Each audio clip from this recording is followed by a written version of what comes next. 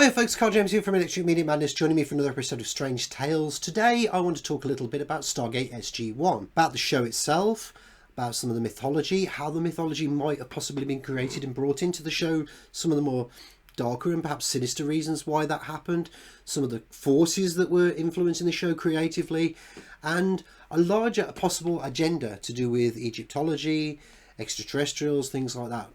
But we'll get to that in a moment. But first, let's just, for those people who are unaware of Stargate, well, let's start with the film first, actually. The television show was based on a film created by Roland Emmerich and Dean Devlin of Independence Day fame. It was released in October 1994 as a film, and the plot centres on this premise of a Stargate, an ancient ring-shaped device that creates a wormhole, enabling travel to similar devices elsewhere in the universe. And the film's central plot explores a theory of extraterrestrials having been an influence on ancient human civilization. In the case of the film, it's the Egyptian civilization. In 1996, MGM hired Brad Wright and Jonathan Glasner to create a spin-off television version of the film, Stargate SG-1. First aired in July 1997, ran for 10 years. There were further spin-offs from the show. There was an animated television series called Stargate Infinity from 2002 to 2003. Two live action serials. There was Stargate Atlantis, 2004 to 2009. Stargate Universe, 2009 to 2011. There were two direct-to-DVD movies, spin-off movies, based on Stargate SG-1, entitled Arc of Truth and Continuum. There was also a web series called Stargate Origins. So this was a big franchise, lots of shows. For its time, it was very, very popular. It had a huge fan base. It's a show that I own all of the series. I like it very, very much. I have mixed feelings about the show because even though the show has some great ideas in it, it's very well written, it has some really engaging, likeable characters, and people who talk about there not being any strong female characters in things from before the last sort of 5 years. Samantha Carter from Stargate SG-1, that is a very good example of that. The fact that these characters have been around for a long, long time, contrary to what people might say. But going back to the Stargate franchise, it's got this extensive narrative, nods to ancient civilizations, particularly during the Egyptian era. This idea of ancient alien contact created the basis of numerous mythologies and religions. So in the show you have not only the Egyptian gods, but you have the Norse deities, you have the Asgard, Thor and Loki and all these kind of characters and that. And then in later seasons you have the Arthurian legends, Merlin and the Knights of the Round Table, that kind of thing. So it really kind of branches out all over history. There's this idea of lost cities and lost outposts of humanity, such as the fabled Atlantis civilization, that there were actually ET bases and colonies on the Earth. Humanity had seeded itself throughout the galaxy as a result of extraterrestrial intervention, all that kind of thing. So the list goes on and on and on. The franchise was... and this is where my mixed feelings I have about the show, because those people who follow my alternative knowledge research will know that I am very wary of when certain establishments interfere in pop culture and the media and things like that.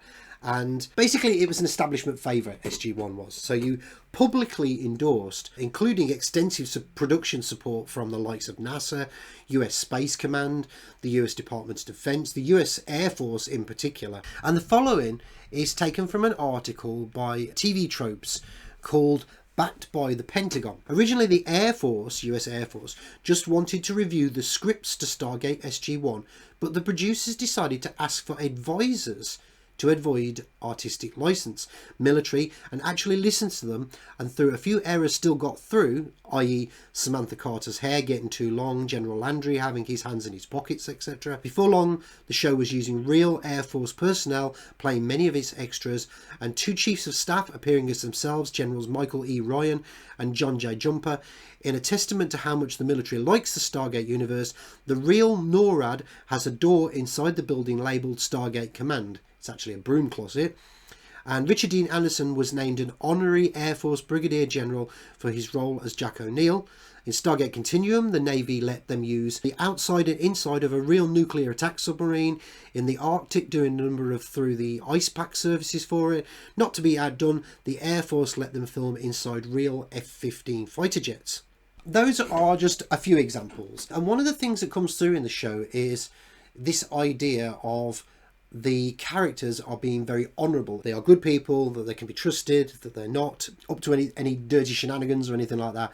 So you can understand why the military was very, very keen to be involved. But there is a deeper level that I'm going to talk about now, and it's this idea of the cultural mythology that's planted in the show. The TV show featured this ancient high council of supreme beings, which are made up of numerous races.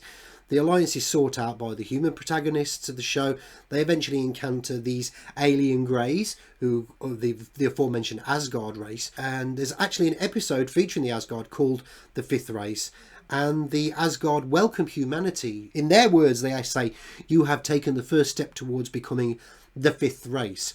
Now, the reason why I brought this up is because it ties into all of this stuff to do with Theosophical Society and people like Madame Blavatsky, by extension people like Aleister Crowley and things like that.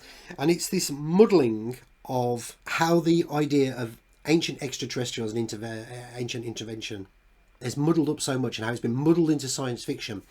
And it might be sort of like a conditioning, I suppose, a media conditioning of its viewing audience. I mean, one good example there is the fifth race that I talked about. I'm going to go back to Theosophy in a moment, but we have this idea of the fifth race and the root races concept, which influenced the narrative of this story called The Coming Race, or Vril, the Power of the Coming Race. And it was originally published, and I believe it was anonymously, in 1871. And the story depicted this subterranean race occupying this world. It seemed to resemble angels, and they call themselves Vrilya. But let's go back now to the Theosophical Society. And it was founded by Madame Helena Petrovna Blavatsky circa 1875. Blavatsky was no stranger to elite circles. She was born into a family descended from Russian royalty. Other notable theosophists included the likes of Society President Annie Besson, who was an early member of the Fabian Society, incidentally, and Alice Ann Bailey, amongst other things. She founded the Arcane School, structured into a series of degrees similar to Freemasonry, comparable with the ceremonials of the Rosicrucian Order. She was instrumental in the success of the Lucis Trust, formerly the Lucifer Trust, an organisation responsible for raising the profile of the likes of the United Nations, Greenpeace International, Greenpeace USA, Amnesty International and UNICEF. And Theosophy, often referred to in occultism or the wisdom of the ages, is allegedly a meddling of mystical and esoteric thinking. So largely it was drawn from Hinduism and Buddhism, but the society had an almost immeasurable effect on what we call the New Age movement. And I just want to read something here from Blavatsky's The Secret Doctrine. And she proposed the simultaneous evolution of 7 human groups on several different portions of our globe. At present, humanity's evolution is the 5th stage. So we have the 5th race that I mentioned before in Stargate, and the so-called Aryan root race. This is where a lot of the controversy comes in again, because obviously the Aryan aspects to what happened during World War II. But there are loads and loads of connections to science fiction through Theosophy. So there's key architects, actually, particularly Blavatsky, but they were glorified plagiarists. They lifted their tenets from all manner of sources, and science fiction and fantasy was this key sort of area. So you have like the author Leon Sprague de Camp in Lost Continents, the Atlantis theme in history, science and literature, maintained the following conclusions on this. The Secret Doctrine, I agree to say, is neither so ancient, so erudite, nor authentic as it pretends to be. William Emmett Coleman, outraged by Madame Blavatsky's pretensions to Oriental learning, undertook a complete exegesis of her work, showing that her main sources were H. Williams' translation of the Vishnu Purana, Alexander Winchell's World Life, Comparative Geology, Ignatius T.T. Donnelly's Atlantis, the Antediluvian World, and other contemporary scientific and occult works, plagiarised without credit and used in blundering manner that showed but skin-deep acquaintance with the subjects under discussion. She created at least part of her stanzas of Daizan from the Hymn of Creation in the old Sanskrit Rig Veda, as a comparison of the two compositions will readily show. So we have then this idea of the Tibetan communications is another area, and this is where we tie in the whole alien contact thing again, alien influence over humanity. Theosophy spread these ideas widely, so Alice Bailey, her early Tibetan communication teachings are incredibly similar to these notions that proposed by Professor J. Hurtak's The Keys of Enoch, a book that's often cited by proponents of the ancient alien scenario. And I want to read you something from an article by Miles Mathis. It's a fascinating article, From Theosophy to the Beat Generation, or How Even the Occult Was Disguised. And this is where we're getting into the realms now of the CIA and the military, and how they were involving themselves in belief systems, specifically the New Age movement as well. But I'm going to read from this article first. The key to Theosophy is not found by studying its various tenets and claims, by studying Henry Steele Olcott. It's no accident that Helena Blavatsky was used as the frontwoman, since Olcott needed to remain in the shadows. If he had been more prominent, more people would have looked more closely at him from the beginning, and the whole plot would have unwound long ago. Not only was he a colonel, he was probably in what was then the military intelligence. You aren't told that outright, but you are told it implicitly. He was a special commissioner of the War Department, and then was transferred to the Department of Navy after the Civil War. That is another red flag, although most people won't see it flapping. Military intelligence has always been run out of the Navy, and to this day the Office of Naval Intelligence is the ranking intelligence arm of military intelligence. They also admit that at Wikipedia, which is quite unusual for Wikipedia. Beyond that, Olcott was one of only 3 people sitting on the commission to investigate the assassination of Abraham Lincoln. If we study the published relationship of Blavatsky and Olcott, we see them working hand in hand. Olcott was not trying to undermine either Blavatsky or Theosophy. They were both promoting it to the best of their abilities. I just want to read another article for you now as well. Jason Colavito, Theosophy, Scientology and Ancient Aliens. Jason Colavito notes how Theosophy was heavily influenced by science fiction, so we're tying it all together now. The shadow of Helena Blavatsky, Theosophy, fell heavily over the field of speculative fiction in the first third of the 20th century. Talbot Mundy, Charles Howard Hinton, H.P. Lovecraft, Clark Ashton Smith, and more investigated and utilised theosophical concept in their science fiction and fantasy tales, and during the heyday of the pulps, theosophical myths about Lemuria, serpent people, parallel worlds, root races can all be found throughout the pages of Astounding, Argosy, Weird Tales, and more. We're tying it all together now. We've got the whole science fiction elements of it. We've got the theosophical belief systems and New Age belief systems. We've got the intervention of intelligence agencies and the military and things like that. And that's where I want to bring in the book, The Stargate Conspiracy by Lynn Picknett and Clive Prince.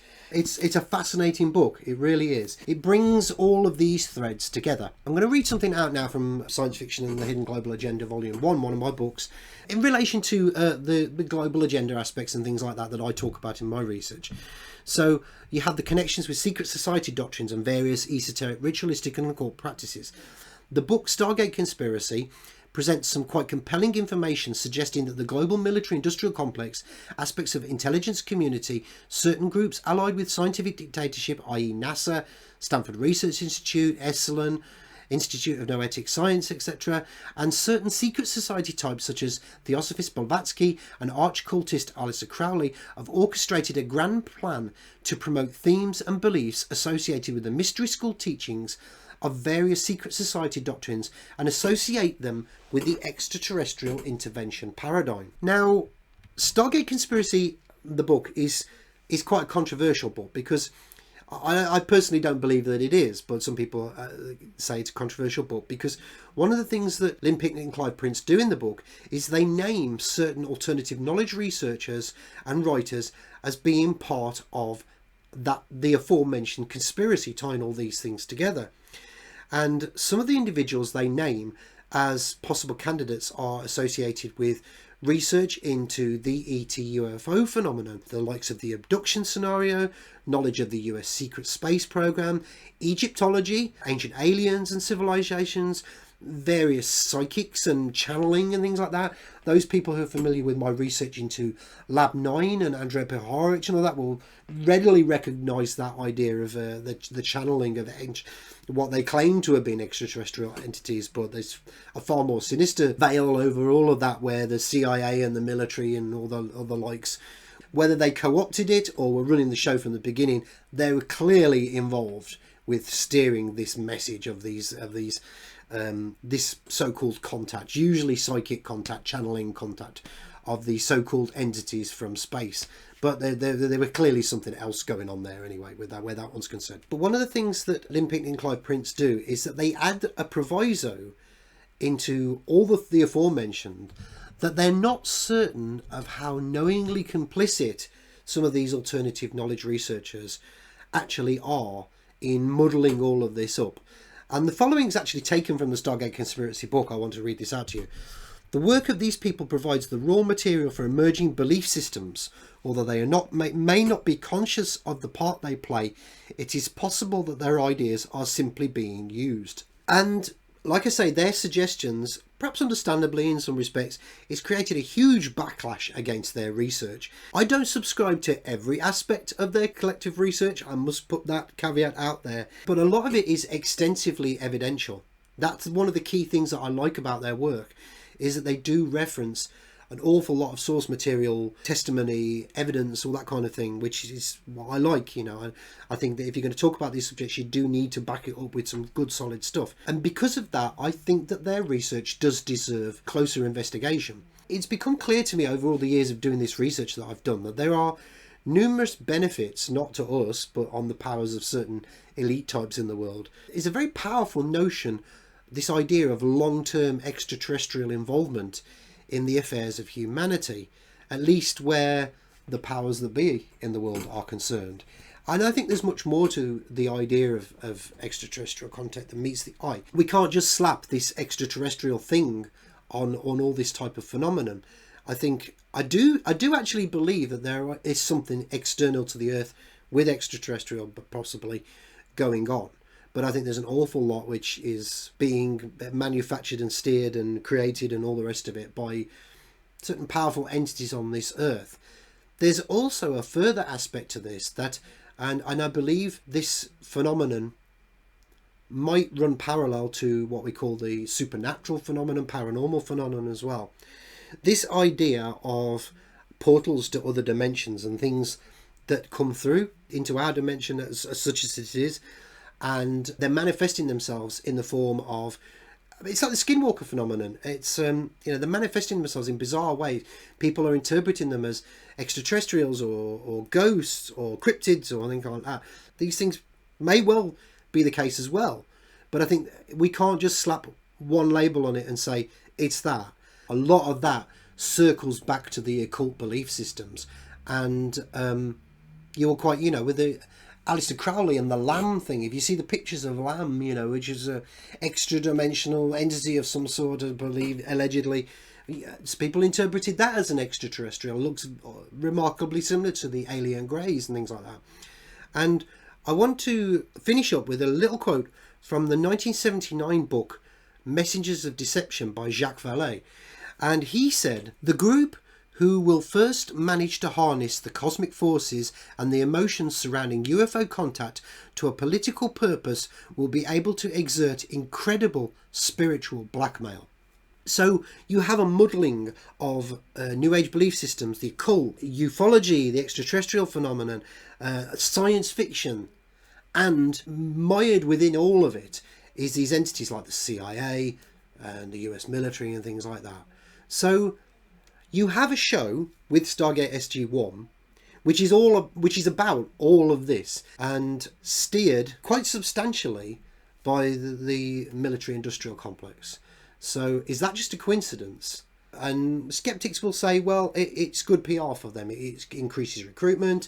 It puts a nice veneer on these agencies and makes them look squeaky clean. And as Lynn Picknick and Clive Prince lay out very, very well in their book, if an intelligence agency is involved in what people think and do, then stands to reason that one of the best ways you can easily get to them is through their belief system. So I suppose really it answers itself, that does. But of course, with all of these things in Strange Tales, I will leave it all for you to decide what you think. Thank you so much for watching this video. I hope you've enjoyed it. If you have, please like, share, subscribe. People get sick of hearing that, but it really, really helps on YouTube. If you like my work and you want to check out my alternative knowledge books, they're available from Lulu Publishing and Amazon.com, the links to which are in the description for this video. Thank you so much, and I will see you again very, very soon. Bye for now.